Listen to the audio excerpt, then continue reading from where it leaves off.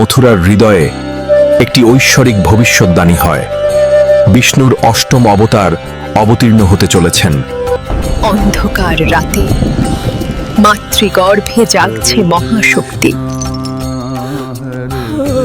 অত্যাচারী কংসের হাতে বন্দী দেবকী এবং বাসুদেব তাদের অষ্টম সন্তানের জন্মের অপেক্ষায়। মধ্যরাত্রে প্রচণ্ড শব্দে ঈশ্বরের জন্ম হয়। গোকুলে জন্ম নিলেন যোগমায়াকোট, মহামায়া, যিনি সৃষ্টির ছায়া। দিগন্তে ছড়ালো শান্তি ও রহস্য। কৃষ্ণ এবং যোগমায়া এর মধ্যে পরিবর্তন হয়ে যায়।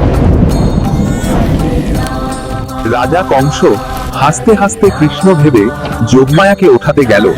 ঠিক তখনই যোগমায়া রূপ নিল দেবী রূপে। বললেন, আরেক, যার জন্য তুই ভয় পাচ্ছিস সে বেঁচে আছে। শুভ জন্মাষ্টমীর ভগবান কৃষ্ণ ও দেবী যোগমায়ার শুভেচ্ছা ও আশীর্বাদ।